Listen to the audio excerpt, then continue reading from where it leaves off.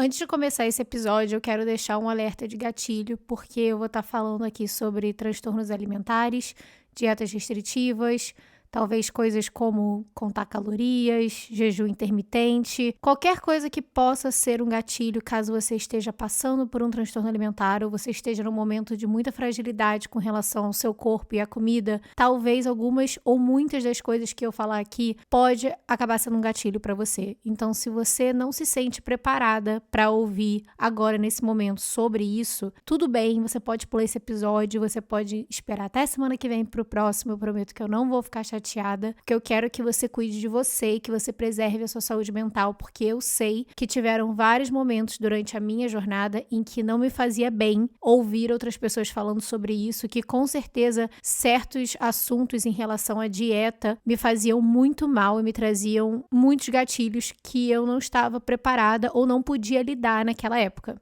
Então, se esse for o seu caso, pode parar por aqui, volta quando puder, semana que vem tem outro, não tem problema. Mas caso você queira continuar para escutar um pouquinho mais sobre a minha guerra contra a balança, então nesse caso, seja bem-vindo, seja bem-vinda. Olá, queridos e queridas. Eu sou a Lu, do Instagram e do TikTok BeHappyLu, aonde eu dou os conselhos que eu preciso escutar. Esse episódio provavelmente vai ficar gigantesco, porque eu já toquei nesse assunto muitas vezes. Se você começou a me seguir há pouco tempo, talvez você não saiba. Mas o meu Instagram, o BeHappyLu, ele começou em 2017 e na época ele se chamava BeFitLu. Então era um Instagram fitness e eu dividia minha rotina de treinos e alimentação saudável em 2017. E de lá pra cá muita coisa mudou. Ainda em 2017 eu percebi que a minha relação com a comida e com o meu corpo não estava legal. Tiveram muitos altos e baixos nesses percursos, mas até ali, meados de 2020, aquela conta acabou virando, né, o BeHappyLu, e foi o lugar onde eu contei muito sobre esse processo de melhora e de buscar ajuda e de sofrer com transtorno alimentar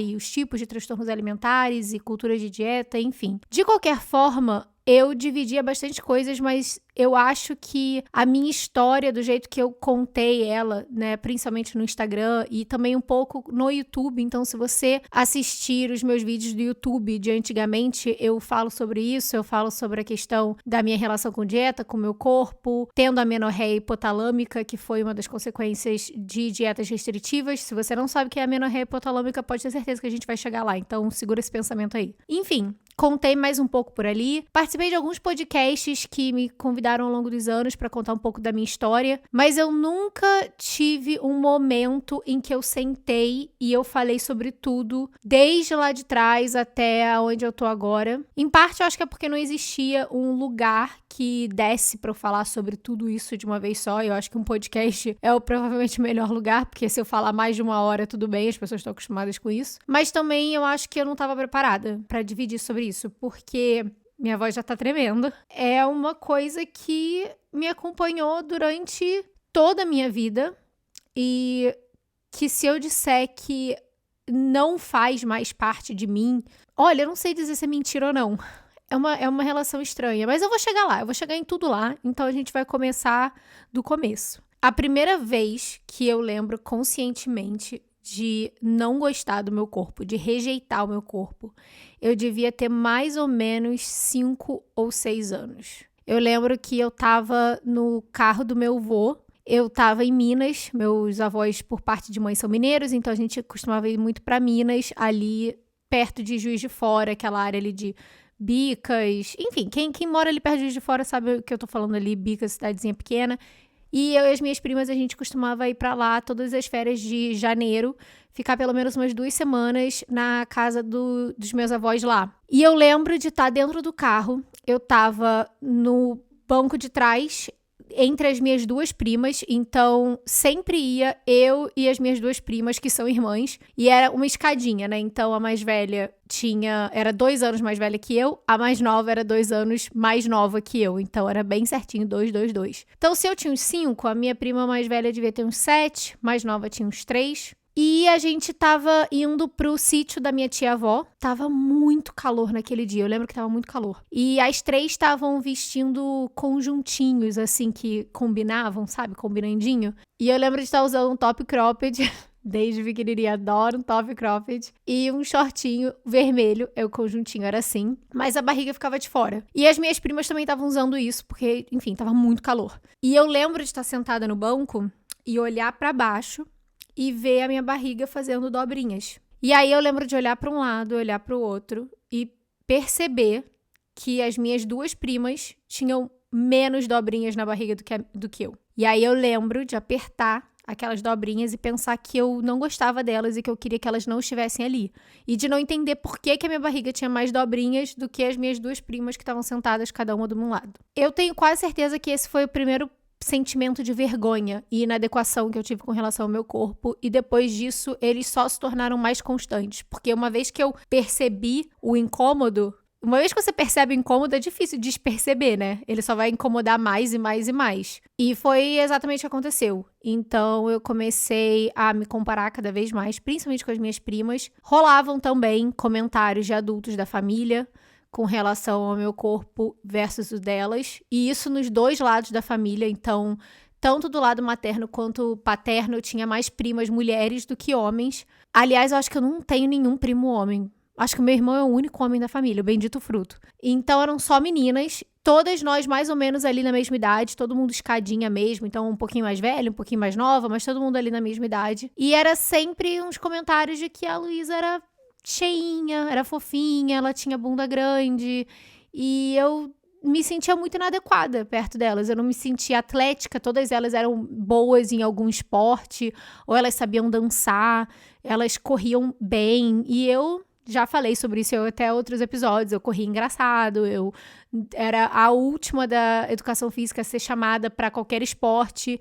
Inclusive, eu odiava educação física, eu fazia todo o possível para inventar alguma doença para não ter que participar. Então, eu só ficava cada vez mais incomodada, e isso foi crescendo ali, né, na infância. Inclusive, eu acho, é uma teoria que eu tenho, de que parte do motivo para ali entre os 6 até os 10 anos eu ter um lado mais de menino e gostar de usar roupas mais largas, não gostar de me arrumar tanto, de botar saia apertada, de botar essas coisinhas assim, de ficar mais parecendo um garoto, eu acho que em certo ponto, talvez inconscientemente, porque não era uma escolha consciente, mas talvez inconscientemente era um jeito meu de não trazer tanta atenção ao meu corpo. Porque aí eu conseguia usar roupas mais largas, né? Tipo, de garoto. E eu lembro de, sei lá, quando a gente ia para passeio de escola, por exemplo, e aí a gente ia para um sítio que tinha piscina, ou então um parque aquático.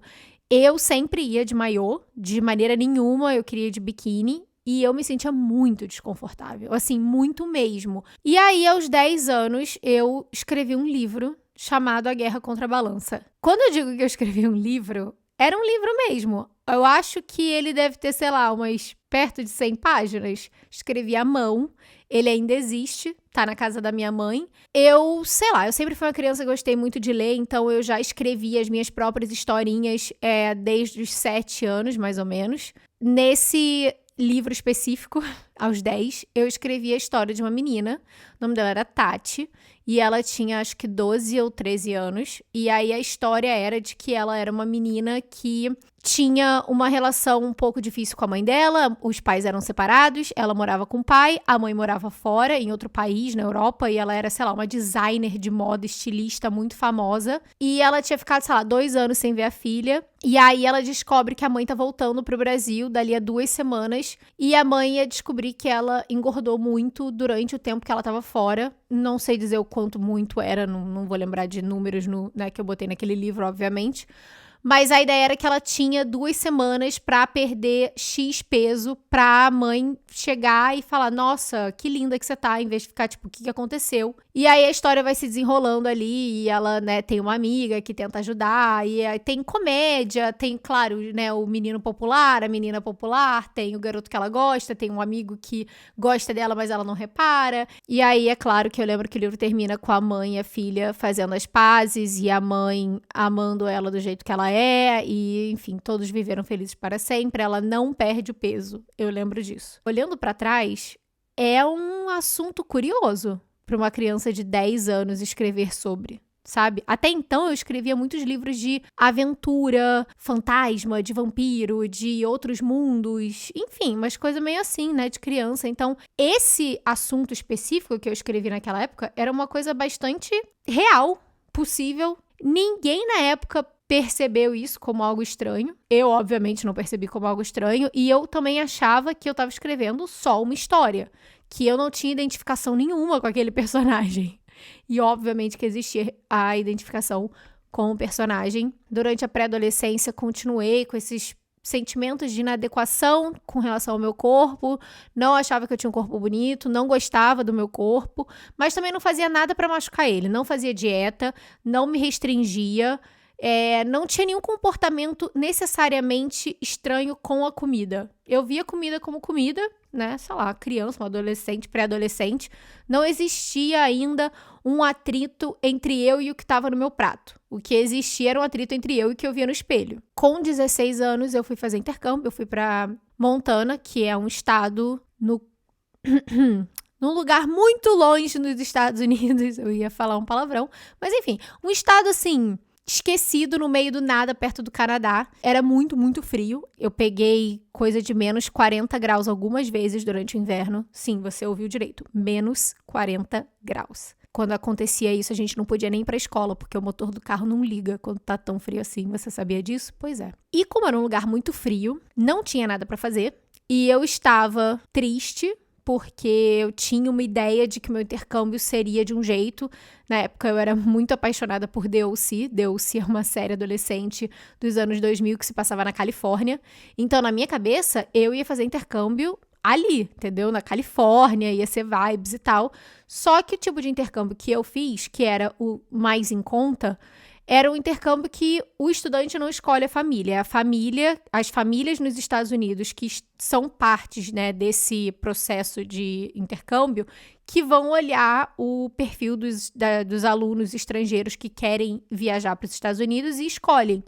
E aí sim, você tem a oportunidade de dizer sim ou não para a família, caso você ache que não vai dar match. Mas eu disse sim, parecia ser uma boa família, eles já tinham tido vários outros intercambistas antes de mim.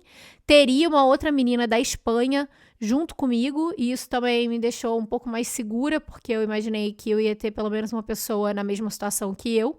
Então eu acabei dizendo sim, e lá fui eu, pro meio do nada. Foi provavelmente a primeira vez que eu experienciei sentimentos muito intensos de ansiedade e depressão. Já falei que eu sempre fui uma criança ansiosa, eu era ansiosa antes disso, mas eu nunca tinha sentido do jeito que eu senti. Eu não sei dizer se eu estava necessariamente deprimida, eu nunca fui diagnosticada naquela época, então eu não vou dizer com certeza, mas eu com certeza tinha episódios depressivos, e se eu não estava deprimida, eu estava muito perto disso. E uma das coisas que eu fiz foi começar a comer bastante. Eu comia porque estava frio, e no frio a gente tem vontade de comer mais. Eu comia porque eu estava entediada, eu comia porque eu estava triste, eu comia porque era a maneira que eu ocupava o meu tempo. E, obviamente, também eu estava sendo exposta a muitas comidas que no Brasil, na época, principalmente, a gente não tinha. Eu tô falando agora de 2009. Em 2009, não tinha essa coisa de comprar um cookie ou comprar um brownie no Brasil. Esses doces eram ou muito caros e raros, ou eles simplesmente não eram disponíveis. Onde eu morava, na minha cidade, Petrópolis, não lembro de existir uma loja que vendesse brownie quentinho ou um cookie naquela época. Então, eu fui apresentada a todas essas coisas, a todos os tipos de cereal diferente, enfim, tudo diferente naquela época. Tinha coisa de não ter arroz e feijão no prato, e aí eu não sabia nem montar um prato, porque como que você come sem arroz e feijão? Não sei. Só que o que acontece? Aonde eu morava, na verdade, a maioria das pessoas era grande. Porque, de novo, é um lugar frio que não tem nada pra fazer. Mesmo eu tendo ganhado peso, eu ainda parecia muito menor comparado a todas as pessoas que estavam ao meu redor, ou a maioria delas. Só que, quando eu voltei pro Brasil, eu percebi que, de fato, eu tinha ganhado bastante peso, mais até do que eu imaginava. Claro que eu sabia que eu tava ganhando algum peso, porque eu senti o meu jeans ficando, né, as minhas calças estavam super mais apertadas. Só que quando eu voltei pro Brasil e eu me vi perto das minhas amigas, né, dos meus amigos, e eu fui ouvir os comentários das pessoas que tinham muito a dizer sobre o peso que eu ganhei, aí sim eu fui entender o tanto de peso que eu ganhei, que na época eu imagino que foi, sei lá, uns 15 quilos a mais. E eu sou baixa, tenho 1,61 m. Quando você é uma pessoa menor e você ganha 15 quilos, é gritante. Eu ouvi bastante comentários sobre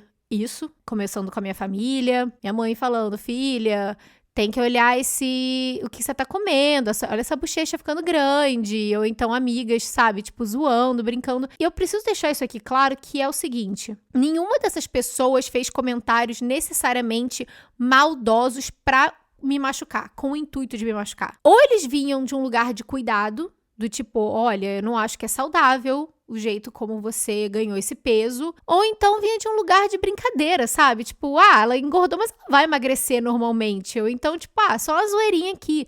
Ninguém tava tentando necessariamente ali me ferir. E eu não sentia isso. Eu achava que era só, sei lá, a galera realmente zoando. Mas isso não quer dizer que não machuca, né? Só porque alguém fala alguma coisa sem o intuito de te machucar, não quer dizer que não vai machucar. A gente tem o direito de sentir as coisas que a gente sente sobre os comentários e as pontuações de outras pessoas, independente do intuito delas. Então, mesmo que o intuito não fosse me magoar, me magoava. Só que eu não sabia falar sobre isso. Até porque eu estava muito ocupada sofrendo por outras coisas, do tipo, o menino na escola, que na época eu namorava, que terminou comigo durante o intercâmbio. Então, assim, os meus sofrimentos, eles estavam em outros lugares e o meu corpo e me sentir inadequada no meu corpo era uma coisa que eu já estava acostumada desde antes. Se intensificou, mas eu já estava acostumada com aquilo. Só que conforme foi passando ali com 17, 18 anos, esses sentimentos de ansiedade e de tristeza que eu tava sentindo depois de ter voltado do intercâmbio, de sentir que eu perdi os amigos que eu tinha antes, de repente eu não conseguia me conectar com as pessoas com quem eu tinha amizade antes do intercâmbio. Então, tudo aquilo foi mexendo comigo e eu fui ficando cada vez mais ansiosa, cada vez mais nervosa, até que um dia depois de comer bastante. E eu não vou nem te dizer que foi necessariamente um episódio de compulsão. Eu não vejo como um episódio de compulsão. Mas foi um dia que eu comi bastante. Eu decidi colocar aquilo pra fora. E eu acho que na hora que eu coloquei aquilo pra fora, foi muito mais no impulso de eu preciso tirar esse peso de dentro de mim. Era uma necessidade muito grande de tirar um peso de dentro de mim. Parecia que fazia sentido que, né, se eu vomitasse, se eu colocasse aquela comida pra fora, eu estaria colocando aquele peso pra fora. E isso começou a acontecer de vez em quando, e de vez em quando começou a acontecer mais, até que ali na faculdade, no início da faculdade, já com 18, quase 19 anos, ficou muito ruim. Começou a ser uma coisa diária. Eu praticamente não conseguia comer sem pensar em ir ao banheiro depois. Tipo, virou um tique nervoso. Eu não sei explicar de outra maneira, porque a sensação era essa, era um tique nervoso. Eu comia e eu sentia necessidade de tirar aquele peso de dentro de mim. Independente de eu ter comido muito ou pouco, independente de ser um prato de arroz e feijão ou ser um pote de brigadeiro, não era uma coisa que tipo, esse tipo de comida me gera culpa, então eu vou colocar pra fora. Não, era qualquer coisa. Porque eu não conseguia lidar com tanto de ansiedade que eu sentia dentro de mim. E eu acho que a bulimia naquela época foi mais uma válvula de escape para minha ansiedade do que necessariamente uma relação diretamente ruim com a comida. Mas era o que estava acontecendo. E aí, em 2012, quando eu estava prestes a fazer 19 anos, em um dia eu acordei com muita dor de dente. Eu acordei com dor no siso esquerdo inferior. E ele tava começando a nascer, tava me incomodando já tinha umas semanas, mas naquele dia especificamente tava doendo muito, muito. E aí eu mandei uma mensagem pra minha dentista, que também é da família, ela é prima do meu pai, ela me passou uma receita de anti-inflamatório e pra dor.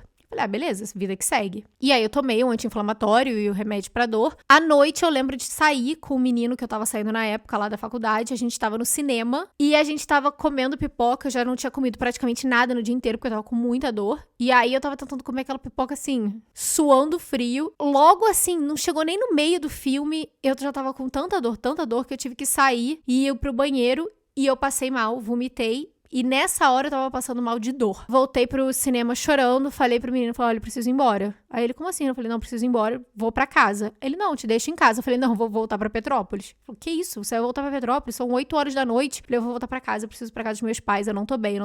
Não levei, nem passei em casa pra pegar roupa nem nada, eu fui direto. Falei, mãe, eu tô com muita dor, eu preciso voltar pra casa agora. Cheguei lá, ela ligou pra minha dentista, a gente conversou, ela falou, passa no consultório. Aliás, ela me passou uma receita de antibiótico e falou, você pode pegar na portaria do meu prédio. Falei, beleza. No dia seguinte fui lá, peguei o antibiótico, isso era um sábado, tomando antibiótico, não melhorava. Não só não melhorava, como cada minuto que passava ficava pior. E aí, misteriosamente, não só mais o meu siso esquerdo doía, como o direito também tava doendo. Eu não conseguia mais comer nada e eu só chorava de dor, e aí a gente marcou, né, a consulta com ela me encontrou, tipo, super, super cedo na segunda-feira, e ela abriu minha boca e ela ficou, tipo, Jesus, Senhor amado, o que tá acontecendo? E aí ela falou, você precisa ver um bucomaxilar, que é um dentista que cuida também da parte de mandíbula, parte óssea da boca, do rosto, da estrutura óssea do rosto.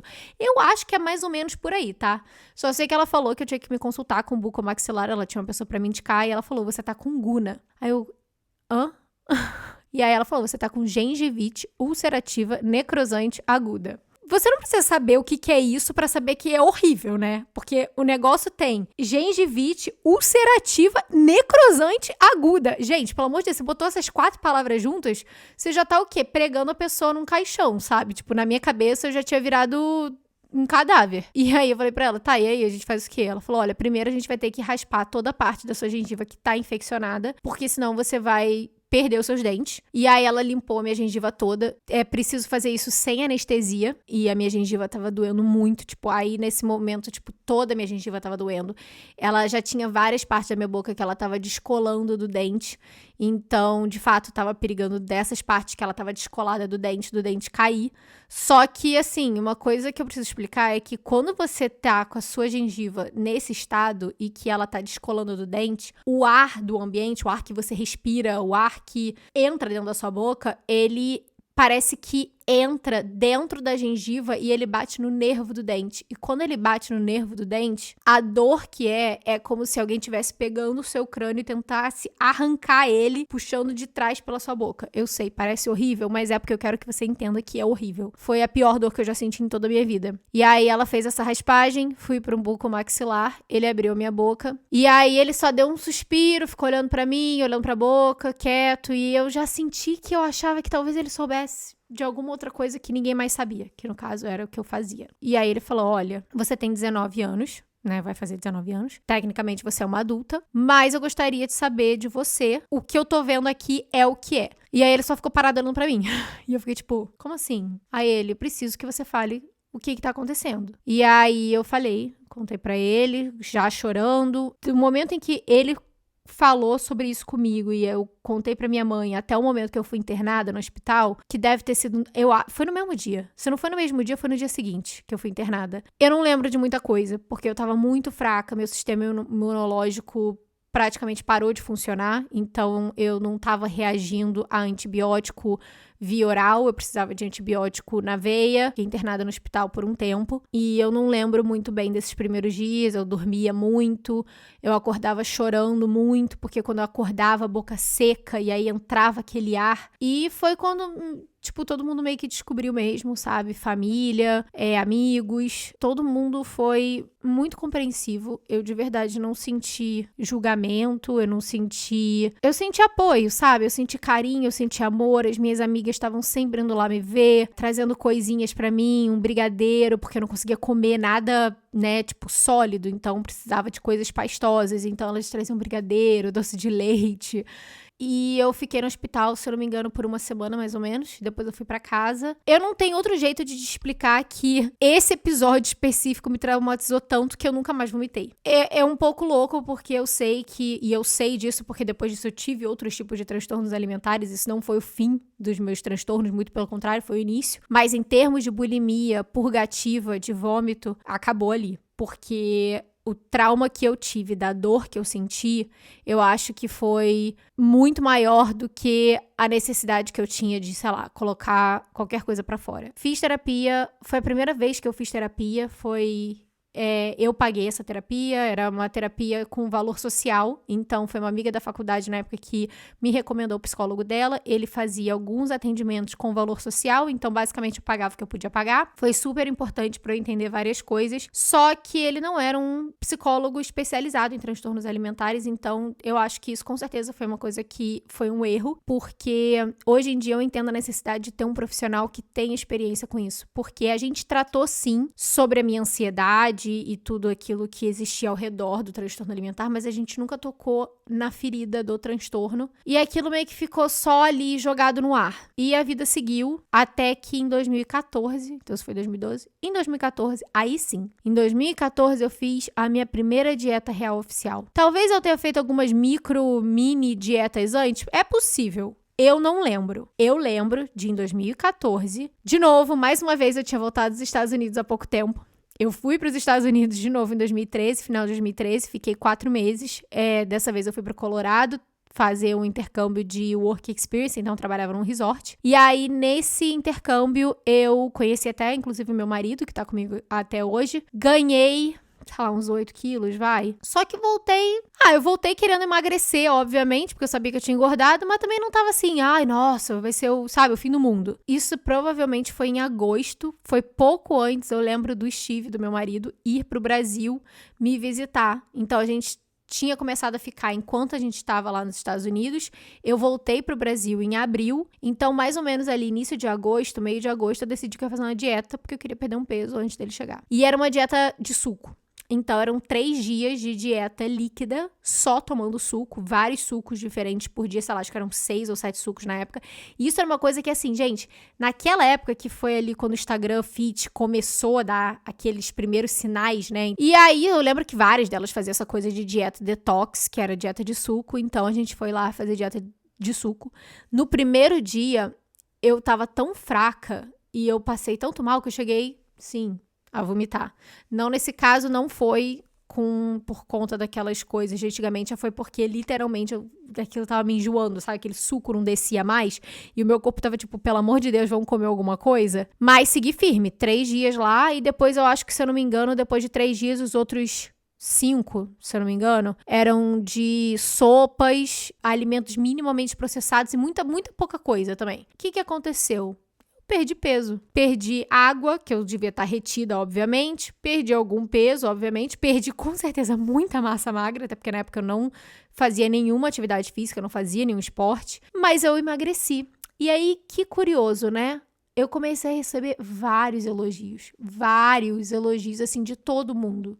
Família, amigas, amigos, meninos. E aquilo dali foi o maior gatilho que eu tive. Não sei se é porque a pessoa é leonina, gosta de ouvir um elogio, mas provavelmente deve ter alguma coisa a ver. Porque os elogios com relação a como o meu corpo estava bateram em mim de uma maneira que nenhum comentário negativo sobre o meu corpo até então tinha batido. E aí, tudo que eu pensei foi, preciso segurar isso aqui. Preciso segurar isso aqui porque, caramba, agora eu sou bonita. Agora, se eu continuar assim, se eu emagrecer um pouco mais, nossa, as pessoas vão gostar de mim ainda mais. Comecei a fazer uns exercíciozinhos de peso em casa, comecei a fazer uma coisinha aqui, coisinha ali.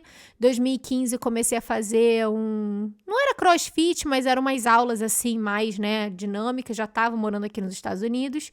E, obviamente, o que aconteceu no final de 2015 e ali o auge de 2016? Dieta low carb, que era o que estava assim.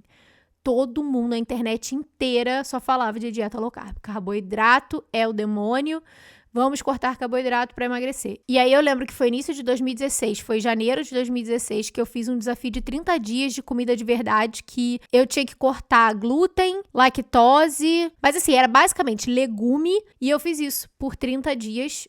E adivinha só? Perdi peso de novo. Perdi vários pesos ali, vários quilos. E de novo, meu Deus, você tá linda, maravilhosa. Falei, é isso. Parar de comer carboidrato pra sempre. E foi o que eu fiz, parei de comer carboidrato. Comecei a fazer musculação junto com a falta de carboidrato. E foi aí, mais ou menos, nessa época que eu comecei essa coisa de vida fit. Comecei a fazer jejum intermitente. Então, eu pulava café da manhã. Eu só comia minha primeira refeição por volta do meio-dia. E sempre sem carboidrato, sempre com, né, só legumes e vegetais e proteína. E malhando, fazendo musculação não tava ganhando massa magra nenhuma, mas eu tava magra, pra mim era só isso que importava. E aí foi quando eu parei de menstruar. Então, em 2016, eu parei de tomar a pílula. Eu tomava pílula até então, decidi que eu queria parar e eu queria botar um DIU de cobre. Em 2015, eu já estava aqui nos Estados Unidos, já morando com o meu marido, que até então era meu namorado. Ele me pediu em casamento, e aí eu voltei pro Brasil em 2016, início de 2016, pra gente dar entrada no visto de noiva. E então foi nessa época que eu decidi que eu ia começar a usar o DIU de cobre. Então eu, procurei uma médica, uma ginecologista, ela botou o DIU. Só que a minha menstruação não desceu. Minha menstruação simplesmente parou de descer. No início ela achava que podia ser porque a gente tinha acabado de parar o anticoncepcional, então acontece. Só que conforme ela foi vendo que a menstruação realmente não descia, inclusive com o DIU de cobre, que teoricamente deveria aumentar o fluxo da menstruação, ela falou pela primeira vez sobre amenorreia hipotalâmica. Ela começou a perguntar sobre o meu estilo de vida e ela viu nos meus hormônios ali dos exames que eles estavam normais, então não era necessariamente nada hormonal, os meus hormônios estavam em dia. Então ela tirou, qualquer coisa, síndrome de ovário policístico que poderia ser, enfim, todas essas coisas foram descartadas porque nos exames estava tudo bem. Só que ela perguntou, ela falou, olha, você é bem magrinha, como que é o seu estilo de vida? E aí eu falei que eu malhava todos os dias, eu na época fazia muita musculação e treino de HIIT. Então eu, subia na esteira e fazia 10 tiros de 1 minuto, sabe? Ou de 30 segundos na velocidade máxima, enfim, fazia muito isso. E não comia carboidrato. E aí ela falou, olha, meu anjo, eu acho que você tá com amenorreia hipotalâmica. E aí ela explicou que a amenorreia hipotalâmica, basicamente o que é quando a gente tem dentro do nosso cérebro, uma parte do nosso cérebro que é o hipotálamo, e dentre algumas coisas que ele faz, tem a regularização dos hormônios, então ele ajuda a regular os hormônios, mas ele meio que comanda para onde que a gente distribui a energia do nosso corpo. Então, assim, ele olha o estoque de energia que a gente tem. Aí, se tiver tudo certo, se a gente está com estoque de energia suficiente, ele vai mandando para todos os lugares, para todos os órgãos. Quando o hipotálamo percebe que ele está num ambiente de estresse, então, não necessariamente só a questão da má alimentação vai te resultar em uma amenorreia hipotalâmica, mas geralmente está atrelado a isso também. Tanto que a amenorreia hipotalâmica ela é muito atrelada a atletas mulheres. Muitas atletas mulheres acabam não menstruando porque o corpo delas está basicamente num estado de privação em que não existe energia suficiente para que todos os órgãos trabalhem 100%. E aí, qual é um órgão que pode desligar pra gente mandar energia pros outros que precisam? Tipo, não tem como você desligar um rim, não tem como você desligar um fígado, um pulmão, um coração. Mas adivinha o que você pode desligar na mulher que não vai fazer diferença nenhuma, teoricamente? O sistema reprodutivo. E aí você para de menstruar. Então, eu parei de menstruar. E quando ela falou isso pra mim, eu falei, imagina, claro que não, eu não tô nem magra o suficiente assim. Meu percentual de gordura nem é tão baixo assim. Sendo que na época ele tava bem baixo. Eu acho que, na época eu tava me consultando com um nutricionista, que inclusive era uma nutricionista low carb, e eu tava com, 12% de percentual de gordura. Pouca massa muscular também, porque como eu não comia muito carboidrato, não tinha muita coisa ali para oferecer. A falta de carboidrato também aumentava os meus níveis de cortisol. E aí você coloca o seu corpo sobre mais estresse e um ambiente estressante, cronicamente estressante, também pode fazer com que o seu hipotálamo decida que você está num ambiente de perigo. Então, reproduzir não é uma prioridade. Então, ele desliga ali. Então, era uma combinação de tudo isso. Era a falta de nutrientes e energia que podia depositar para o meu sistema reprodutivo, combinado com esse estresse e sobrecarga que o meu cérebro entendia como um ambiente não favorável para ter filhos. Então ele desligou. Só que eu achava que não, que ela tava maluca. Claro que não. Eu tava normal, eu tava super saudável. Eu era a pessoa mais saudável do mundo. Eu comia melhor que todo mundo. Eu comia super limpo. E eu não aceitei isso. Eu falei, cara, ela tá maluca, daqui a pouco a minha menstruação volta. Voltei pros Estados Unidos, casei, ficamos aqui, 2017, continuei nessa pegada de low carb e tal. Só que aí eu comecei a querer também ganhar uma massa magra. Me consultei com uma outra nutricionista. Ela falou, olha, a gente precisa começar a comer mais carboidrato. Eu, tipo, não, carboidratos, demônios da terra, banana, vai me deixar diabética. E começou a chegar num ponto ali em 2016, 2017, que eu não queria mais sair pra comer fora. Eu não queria sair da dieta de jeito nenhum. Eu não queria que ninguém cozinhasse pra mim, porque eu não sabia como a pessoa estaria cozinhando. Tipo, eu não sei se ela tá botando manteiga ou azeite. Eu não sei o quanto de manteiga ou azeite ela tá colocando. Eu não sei se ela adicionou farinha nisso aqui. E aquilo me deixava em pânico. Então, assim, não era só, tipo, num restaurante. Eu não queria que o meu marido cozinhasse pra mim. Eu não queria que a minha sogra cozinhasse pra mim, minha mãe. Ninguém podia cozinhar ou tocar na minha comida. Eu tinha que fazer tudo e ter todo o controle, porque eu sabia exatamente o que estava entrando ali naquele prato. Eu não sabia que isso também era um transtorno alimentar até eu descobri que era.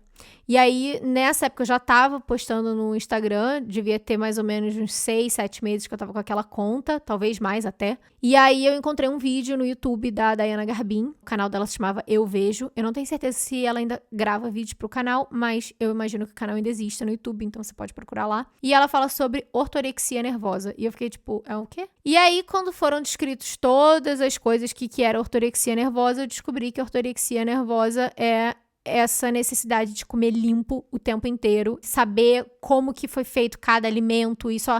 E aí tem tipos diferentes, né, de graus diferentes de ortorexia. Tem gente que não come se não for orgânico. Pra mim tinha que ser basicamente um alimento minimamente industrializado, não podia ser industrializado, ou então o mínimo possível, e eu tinha que fazer a comida. Mas eu fiquei um pouco chocada quando eu descobri isso, percebi que existia um problema ali, que eu não tava com uma relação legal com a comida e com o meu corpo, e aí foi quando eu falei, opa, peraí. E foi quando eu comecei a perceber que, tipo, ter medo de comer meia banana não é normal. Ter pavor de colocar arroz no prato não é normal. Comer arroz e feijão e depois me sentir tão culpada como se eu tivesse tacado fogo numa criança, não era normal. Obviamente, né, eu preciso também deixar esse adendo aqui, óbvio, que não era que eu nunca saía da dieta. Eu saía. Inclusive, quando eu saía da dieta, eu tinha exageros absurdos. Então, eu não tinha e nunca desenvolvi compulsão alimentar, mas eu tinha episódios compulsivos.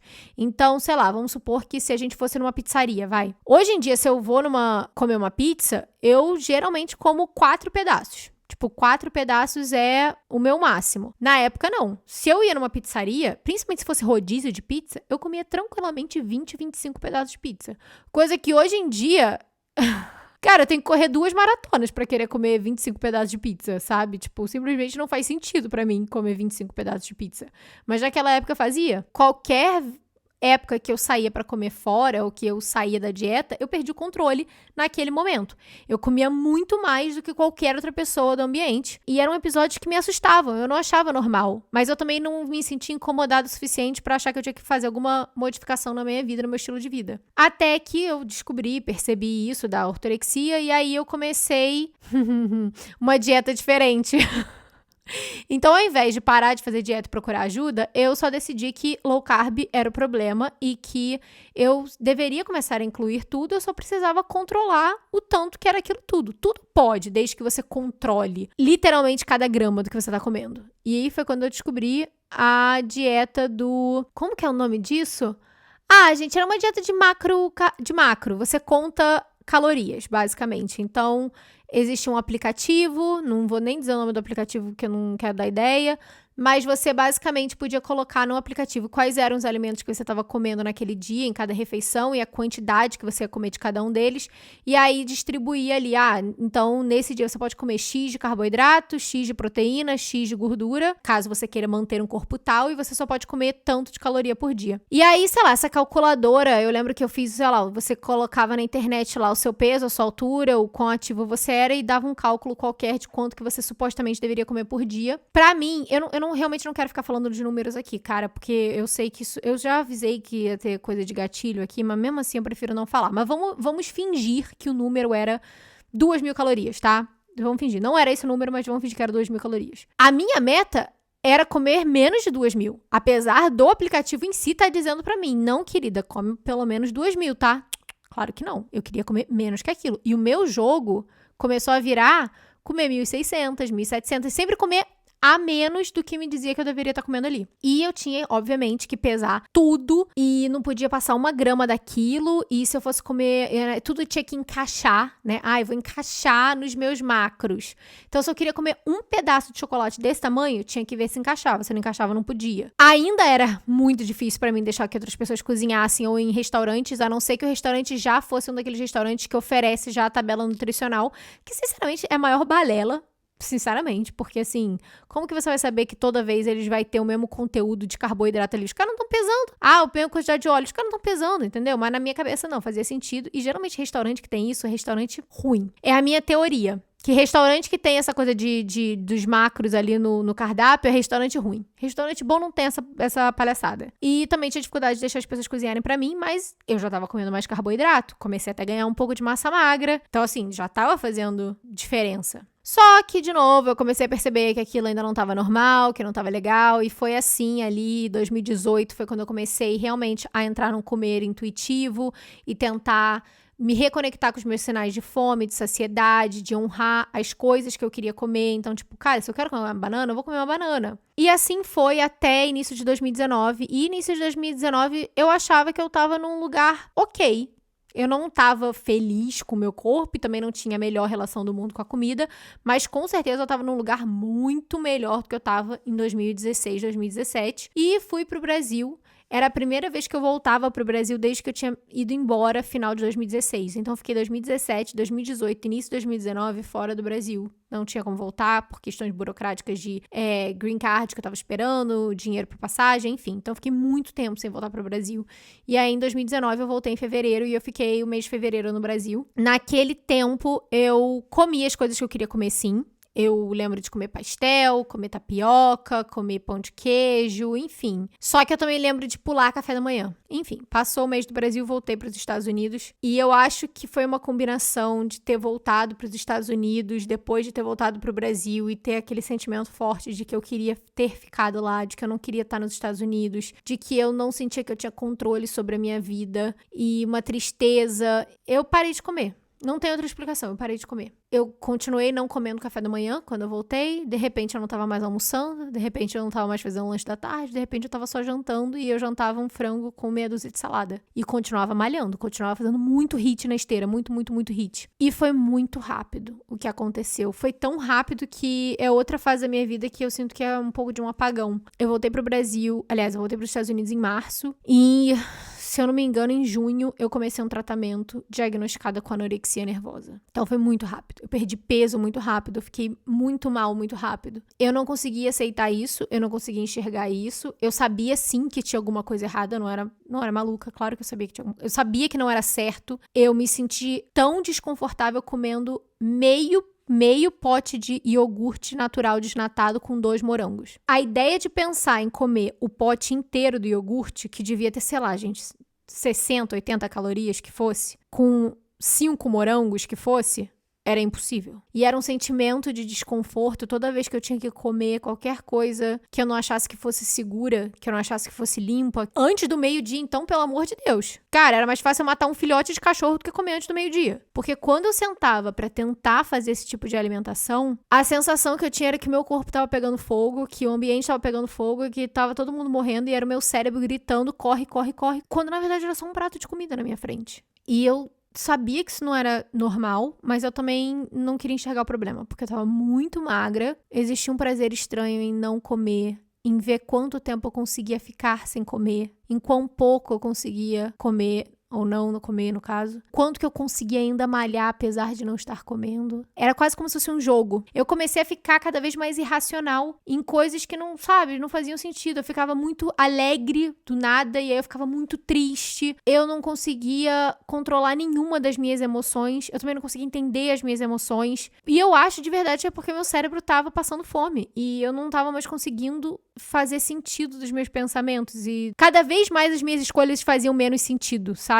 Quem olhava de fora falava, meu Deus do céu, essa menina tá ficando maluca. E ao mesmo tempo que eu sabia que tinha alguma coisa errada, eu não queria enxergar o problema, até que o meu marido num dia de noite começou a chorar muito e falou, cara, eu preciso que você procure ajuda. Porque eu não sei mais te ajudar, eu não sei mais o que fazer, eu não sei mais o que falar, mas você tá definhando na minha frente. E eu não aguento ver a minha mulher morrendo na minha frente. Você precisa de ajuda, eu não sei te ajudar, eu preciso que você ache alguém que te ajude. E aquilo mexeu comigo, aquilo foi o empurrão que eu precisava, porque eu já queria procurar ajuda, eu já tava numa época ali, já tinha umas semanas que eu queria criar coragem pra procurar ajuda, mas eu tava com vergonha, nossa, 25 anos, quase 26 anos, tendo que tratar de um problema com comida, sabe? Tipo, nossa, que ridícula. E o tratamento ia ser caro, enfim. Mas depois disso, dessa conversa, eu procurei ajuda. E era uma clínica chamada A New Beginning, que significa um novo começo. E eu comecei a fazer tratamento com uma psicóloga que decidia qual seria o tipo de abordagem. Era uma clínica totalmente especializada para isso. Inclusive, os profissionais que trabalhavam lá foram mulheres que em algum momento tiveram também um transtorno alimentar. Então, elas não eram só educadas no assunto, elas já tinham passado por isso. Existia aquele grau maior de empatia de alguém que já viveu isso. E aí, ela, na época, decidiu que o meu curso de tratamento precisava de psicóloga e de nutricionista, não necessariamente de psiquiatra. Então, eu não entrei com um remédio para psiquiatria. Essa é a minha história. Se você passar por esse processo e o seu profissional disser que você precisa passar num psiquiatra, que você precisa de algum remédio, confie no seu profissional, tá bom? E foi ali que a gente entrou num processo de terapia que até então eu nunca tinha feito e que mudou totalmente a minha visão sobre terapia, sobre mim mesma. Foi muito difícil. Eu demorei muito tempo para realmente abraçar o tratamento e começar a comer mais e ganhar peso. Existiu, inclusive, uma ameaça, depois de mais ou menos um mês e pouco, de que se eu não começasse realmente a aderir às partes práticas do tratamento, e por parte prática eu quero dizer ganhar peso, eu seria internada. E aquilo dali foi tipo, não. Eu tava começando um emprego, meu segundo emprego na época, né, que foi com a empresa de cosmético. Eu tava super animada com esse novo emprego e eu falei, não tem tempo pra isso, cara, não. E foi quando eu decidi que eu ia comer. E foi ali que eu descobri sobre o desconforto e como que a gente vence um desconforto na vida. E hoje em dia eu carrego isso pra qualquer coisa, qualquer área da minha vida, que é o seguinte: não tem como você passar por uma situação desconfortável sem sentir desconforto. Você precisa sentar com o seu desconforto até ele parar de ser desconfortável. No meu caso, por exemplo, eu tinha que comer alimentos que me davam gatilhos de pânico. Então, a gente tinha uma lista, que era uma lista infinita, não só de alimentos, mas de regras. Então, essa coisa de comer antes do meio-dia, comer carboidrato, de comer coisas que não eram cozinhadas por mim. Enfim, eram muitas regras alimentares que eu tinha enraizado, cimentado na minha cabeça, que eu precisava quebrar uma a uma. Porque naquele momento, meu cérebro entendia que qualquer coisa que eu fizesse fora do mínimo que eu tava fazendo ali de comida, era a mesma coisa que me jogar na frente de um trem. O nosso cérebro, ele não entende, ele não consegue diferenciar você estar sendo perseguido por um urso ou você está entrando numa crise de pânico porque você tem que fazer uma prova e você tá com medo de fazer essa prova. Ele não sabe a diferença, ele só sabe o que você tá sentindo. E se você tá sentindo um nível de estresse tão grande assim, então ele vai responder naquela altura, independente de ser só uma prova e não um tubarão tentando te engolir. E era isso que acontecia quando eu sentava pra comer um hambúrguer. E eu tinha que trabalhar em respirar e ficar sentada ali e comer.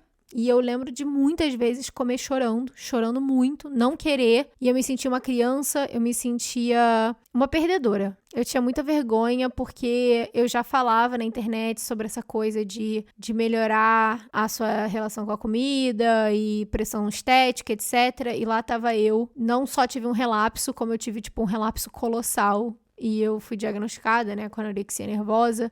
Eu me sentia uma farsa, eu me sentia mentirosa, eu me sentia, enfim. E foi um processo muito grande. Foi nessa época, inclusive, que eu comecei com a escrita terapêutica. Eu procurei em todos os lugares, cara, eu juro, eu procurei em todos os lugares. Eu tinha um caderno, que foi o primeiro caderno que eu tive. Ele era um caderno bem grosso. Ele devia ter mais de 300 páginas, ele era bem grande. E foi o caderno que eu usei entre o meio de 2019 até o final de 2020. E eu não sei o que aconteceu, eu acho que em alguma mudança que eu fiz, final de 2020, início de 2021, eu me mudei. Eu não sei se ele ainda existe, eu realmente não sei se eu joguei fora. Eu não imagino que eu teria jogado ele fora, mas enfim, eu não consigo achar ele. Gostaria de ter achado pra trazer pra esse episódio, já que era sobre isso que eu falava naquela época no meu caderno, mas não encontrei. De qualquer forma, foi a escrita terapêutica junto com a minha terapia, junto com a minha nutricionista dessa clínica que me ajudaram a realmente sair daquele buraco que eu tava. Depois que eu abracei o tratamento, eu ganhei o peso que eu tinha perdido e mais, obviamente. Até porque era preciso também, até para o meu corpo poder fazer todos os reparos internos de todas as coisas que eu danifiquei ali. Os meus hormônios naquela época estavam super zoados, a minha pele tava horrível, meu cabelo tava horrível, minha unha tava fraca. Ganhei esse peso, ganhei o peso a mais. E, inclusive, no dia 30 de dezembro de 2019, então, mais ou menos uns 6, 7 meses depois que eu comecei o tratamento, eu voltei a menstruar. Foi a minha primeira menstruação em 5 anos, quase 5 anos. E aquilo pra mim foi um marco. Eu fiquei muito feliz de ter voltado a menstruar. Me senti mulher de novo, senti que era como se eu estivesse fazendo as pazes com o meu corpo. E caso você não saiba, mas basicamente, se você tem amenorreia hipotalâmica, o jeito simples de reverter o processo é fazer o contrário, que é se exercitar menos, comer mais e tentar não se estressar tanto. E comer mais de carboidratos, muito mais carboidratos, e gorduras boas. Basicamente é isso. Ganhei o peso, meu corpo desestressou. Naquela época eu parei totalmente de fazer atividade física, o que foi muito difícil pra mim, porque ao mesmo tempo que eu usava, sim, a atividade física como um instrumento compensatório, eu também tinha aprendido a amar a atividade física. Eu aprendi a amar a academia, eu me sentia bem, eu sentia que fazia bem pra minha saúde mental, com certeza ajudava muito a diminuir a minha ansiedade, então foi muito difícil ter que parar, mas eu sabia que era importante porque eu precisava, primeiro que meu corpo precisava do descanso, obviamente, ele precisava se curar, mas eu também precisava ressignificar a minha relação com a atividade física. E foi mais ou menos o que aconteceu ali. Durante 2020 teve a pandemia também, então ninguém estava indo na academia. Então 2020 foi um ano que, de fato, assim, não estava mais fazendo atividade física, né? No máximo dar uma caminhadinha ali ao redor do quarteirão, sem fazer nenhum tipo de dieta. Foi quando eu tive que... O pêndulo, quando ele vai muito para um lado, ele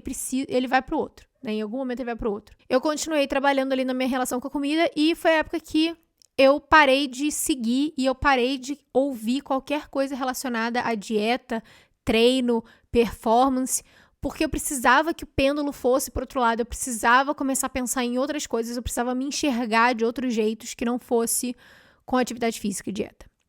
E foi ali que, né, passou 2020, entramos em 2021, e 2021 é o ano que vocês mais escutaram aqui até agora, que foi o ano que eu pedi demissão, que eu decidi que eu queria começar a minha empresa, que eu comecei a buscar outros jeitos de me conectar com a minha criatividade, comigo mesma, e de realmente buscar prazer na minha rotina, de buscar fazer coisas legais para mim mesma, e de romantizar a minha rotina, de me levar para passear. Tudo que eu fui fazendo ali foi mudando a minha relação com o meu corpo e com a comida. Eu parei de ver a comida como uma coisa que tinha poder sobre mim, eu comecei a ver a comida como uma coisa que era parte da minha vida e não a minha vida em si. E eu comecei a mudar o foco para outras coisas que eu tinha vontade de fazer. Então, foco em construir a minha empresa, em começar um negócio, e tava tudo muito voltado para aquilo ali, era ali que eu queria canalizar a minha energia, e foi quando eu comecei a me sentir mais criativa do que nunca. Desde a minha infância eu não me sentia tão criativa quanto ali naquela fase de 2021, e foi mais ou menos também ali em 2021, meados de 2021, que eu comecei de novo terapia, que foi com a minha psicóloga que vem comigo até hoje. Ela também é especializada em transtornos alimentares, mas de verdade a gente nunca teve o transtorno alimentar como foco na nossa terapia juntas, sempre foi mais a minha ansiedade e outras coisas, porque já não era mais um problema. Ela me deu todo o apoio quando eu disse que eu queria voltar a praticar atividade física. Voltei a praticar sem procurar profissional nenhum, eu só falei, cara, eu só preciso começar a me exercitar de novo, porque eu precisava liberar aquela energia parada, né? Como eu já falei até em outro episódio, né? Às vezes, quando a gente tá cansado mentalmente, que a gente precisa descansar o cérebro. E para descansar o cérebro, muitas vezes significa cansar o corpo, né? Então eu voltei pra academia, sem pretensão, sem buscar nada, eu só queria voltar a me exercitar e me sentir bem mentalmente. E foi assim até o início ali de 2022, ano passado, onde eu comecei a procurar um profissional de novo. Eu falei, não, agora eu quero realmente um profissional de educação física que me ajude a montar treinos que façam sentido, porque eu sou uma pessoa, como a gente já sabe, movida a metas, só que as minhas metas não eram mais necessariamente estéticas, eram do tipo, eu queria pegar mais pesado, eu queria ver o quanto que eu conseguia progredir de carga, eu queria me sentir forte, e foi quando eu continuei me exercitando e o negócio crescendo, e eu em algum momento me senti confiante o suficiente pra isso, e aí, finalzinho mesmo do ano passado, eu decidi procurar, e eu encontrei uma profissional que é incrível, que abraçou o meu histórico, que nunca me fez sentir como se eu estivesse me restringindo em nada, muito pelo contrário. Nos meses que eu estive no Brasil esse ano, 2023, eu aproveitei tudo da nossa comida maravilhosa e mais um pouco, mas sem exageros, tipo, num lugar saudável. Eu cheguei num lugar e foi com muito esforço, e eu preciso me dar esse mérito, porque não foi da noite pro dia, não foi uma subida assim, foi cheia de altos e baixos, foi 2 passos para frente e 10 para trás, e foi com muita força de vontade, muito querer e muita coragem, e muitas pessoas ao meu redor me apoiando, e isso foi sim importante para mim, que eu fui realmente ressignificando toda essa minha relação com comida e etc. E agora, em 2023, mais recentemente, né, foi quando eu descobri o mundo da corrida. E eu não vou mentir se eu não disser pra você que no início eu fiquei com muito receio, porque existe uma relação muito direta entre corredoras e transtornos alimentares. Então, o que eu sabia era, eu preciso começar a correr, porque eu quero correr, e eu preciso cuidar de mim para poder correr mais forte, correr mais longe. Correr não pode ser uma válvula de escape para eu compensar o que eu como. Muito pelo contrário, o que eu como tem que ser o combustível para eu ir mais longe. E é o que tem sido. O meu café da manhã hoje é maior do que o que eu fazia em refeição em um dia inteiro, há 2, 3 anos atrás. E eu não vou esquecer disso. E eu não vou colocar isso como uma coisa pouca. Porque não é pouco. Porque precisei passar por altos e baixos, óbvio. E eu também precisei passar por algumas realizações por muito tempo, ali em 2020, 2021, até ano passado. Te dizer que eu amava o meu corpo? Não amava. Essa coisa do body positive, né, de positividade corporal, sei lá. Eu acho legal, eu entendo por que existe. Pra mim, em termos da minha experiência pessoal, eu achava que não rolava. E eu também não queria forçar, tipo, pra mim não fazia sentido eu tentar amar o meu corpo e ficar me forçando a amar ele, porque se eu ficasse me forçando a amar o meu corpo e eu não conseguisse fazer isso, o que acontecia era que eu rejeitava ainda mais. E aí eu ficava com mais raiva, eu ficava com raiva de não conseguir amar ele. E aí eu queria punir aquele corpo. Então o que eu fiz foi simplesmente parar de dar julgamento de valor ao meu corpo.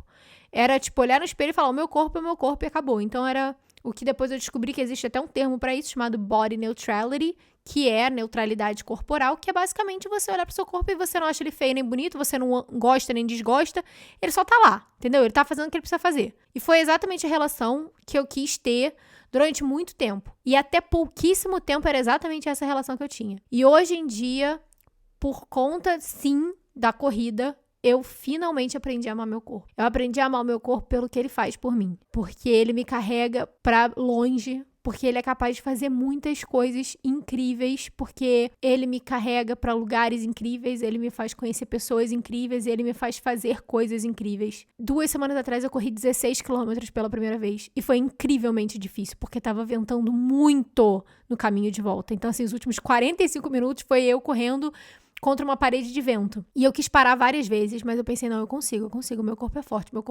eu consigo. Tô fazendo isso pela força do meu corpo, sabe? Pela força que eu encontrei dentro de mim e pelas minhas pernas que estão cada vez mais fortes, o meu pulmão que respira cada vez melhor. Semana passada eu corri 18 quilômetros pela primeira vez. Eu me senti tão forte, eu me senti tão bem, eu me senti tão saudável, eu senti tanto carinho pelo meu corpo e por tão longe, o quão longe eu consigo chegar. A corrida, de fato, mudou a minha relação com o meu corpo e a maneira como eu vejo o meu corpo. Agora, dizer pra vocês que eu acho que o meu corpo hoje em dia é o mais lindo do mundo, não acho. Eu não acho que existiu nenhuma época da minha vida em que eu olhei pro meu corpo e de fato achei que ele tava lindo, maravilhoso. O que eu sei que acontece muito é eu olhar pro meu corpo no espelho, encontrar algum defeito, não gostar, e aí achar uma foto de, sei lá, 1 mês atrás, 2 meses atrás e pensar, não, esse corpo aqui tava muito melhor.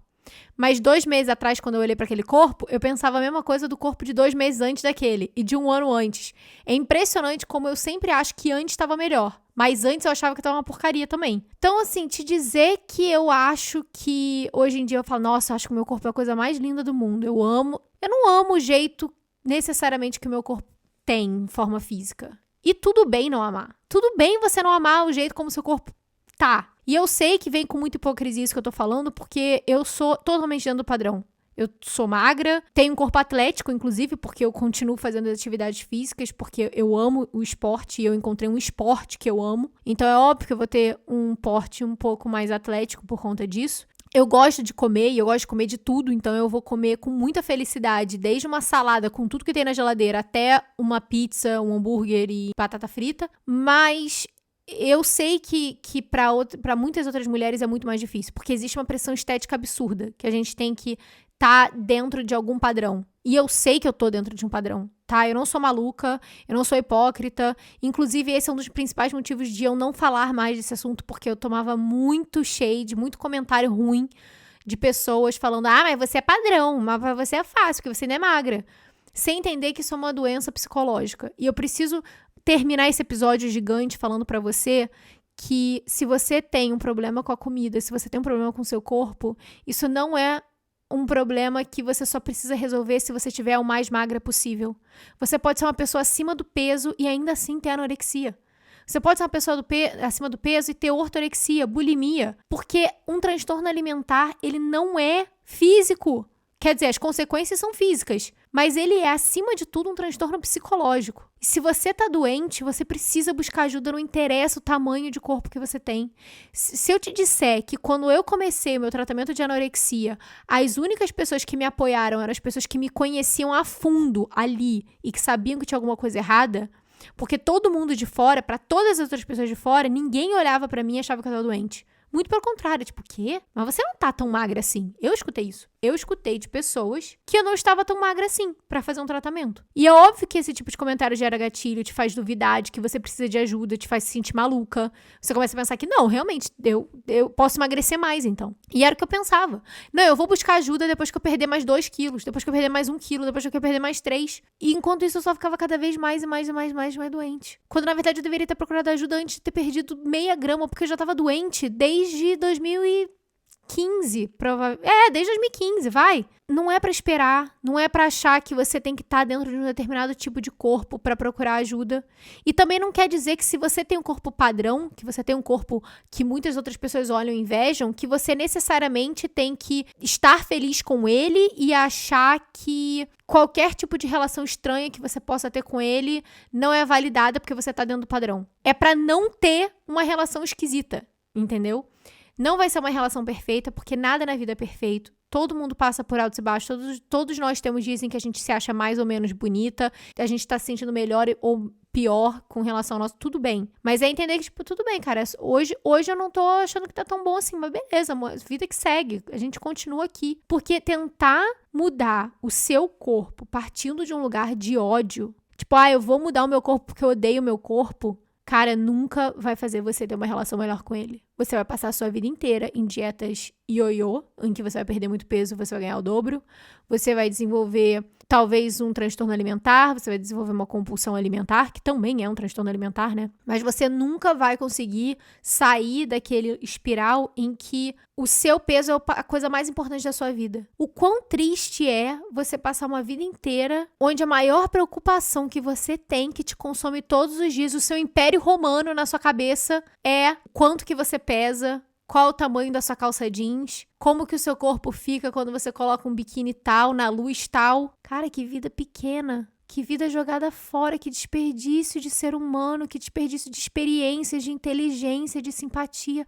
Porque eu vou te falar uma coisa.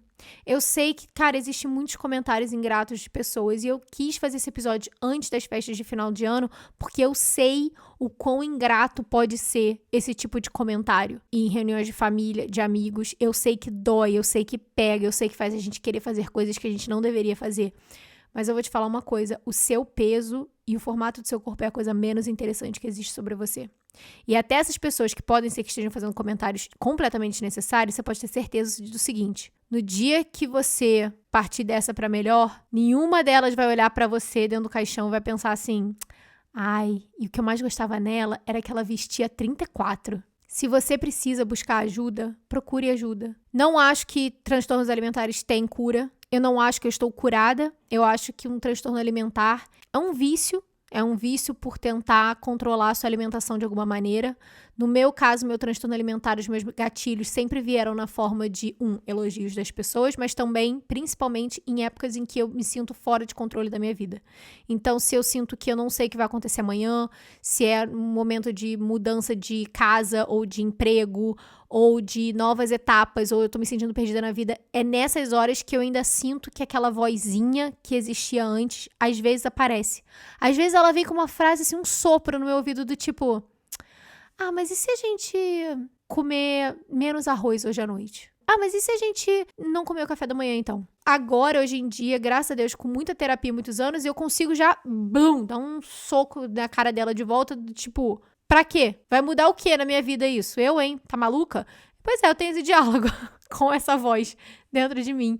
E eu consigo claramente ouvir quando é ela falando e eu consigo responder muito rápido, mas isso demorou muitos anos pra eu chegar lá. E eu tô sempre vigilante, eu tô sempre olhando, eu estou correndo porque eu quero correr ou porque eu tô querendo compensar alguma coisa. Eu tô me alimentando o suficiente pra dar conta do meu trabalho, da minha vida, das minhas relações e dos meus esportes. Enfim, diálogos que ainda acontecem e que eu levo muito a sério, porque eu levo muito a sério minha saúde física e principalmente minha saúde mental. Eu não quero voltar a ser aquela pessoa, porque eu sei, as melhores partes de mim não estão atreladas à maneira como eu pareço na frente do espelho. E tudo bem eu não amar todas as coisas que eu vejo no espelho, e tudo bem você achar que eu sou medíocre e boba por não gostar das coisas que eu vejo no espelho, porque você acha que eu tenho um corpo lindo. Cada um sabe a cruz que carrega. Você sabe a sua, eu sei a minha. Mas o que eu sei é que hoje em dia a minha guerra não é mais contra a balança. Eu nem sei quanto que eu me peso, então faz diferença também. Nossa, esse episódio eu sei que ficou gigante, porque eu não vou cortar pouquíssimo, eu vou cortar praticamente nada. Mas eu quis contar essa história porque eu realmente acho que pode ajudar muitas outras meninas e mulheres que estão nessa, talvez há alguns meses, talvez há anos, talvez a vida inteira. Talvez você tenha uma filha, uma irmã, uma amiga, uma mãe, que você sabe que tá passando por isso. Você não tá sozinha, não é frescura. Você merece buscar ajuda independente do tamanho de corpo que você tem. A única coisa que você não merece é passar o resto da sua vida sendo escrava dessa voz dentro da sua cabeça que te diz que o seu valor tá totalmente atrelado ao que você é na frente do espelho, ao que você come. Então, para terminar esse episódio, eu vou deixar uma pergunta aqui, que é pra gente pensar um pouquinho mais no nosso corpo para além da imagem dele. Então, pega a sua caneta, pega o seu caderno, pega a sua bebida de escolha e anota aí. O que o seu corpo faz por você ou te possibilita fazer que merece o seu amor e respeito? Quais são todas as outras coisas legais que você vive na sua vida porque você tem um corpo saudável o suficiente para isso? Como que você cuida dele com amor e respeito? Porque às vezes fazer dieta e comer saudável parece que é de um lugar de cuidado, mas é um lugar de punição. Saudável só existe dentro de um contexto. Se o contexto não estiver certo, não adianta nada você estar comendo salada. Talvez a salada seja pior do que um prato de brigadeiro. Ou talvez você esteja comendo um prato de brigadeiro exatamente porque você só come salada o tempo inteiro. Ou porque você está tentando esconder os seus sentimentos. De qualquer forma, seja qual for o tipo de relação que você tem com a comida, de excesso ou de privação, procure ajuda. Você não está sozinha. Existe solução, existe luz no fim do túnel. A coisa menos interessante que existe sobre você é o tamanho dessa calça jeans, eu te prometo. É isso. Compartilhe esse episódio com alguma mulher na sua vida que você acha que precisa ouvir. Desculpa qualquer coisa, eu sei que ficou imenso. Mas finalmente contei essa história, a gente já pode seguir o baile e passar para a próxima. Então é isso. Beijos de luz, até semana que vem. Tchau!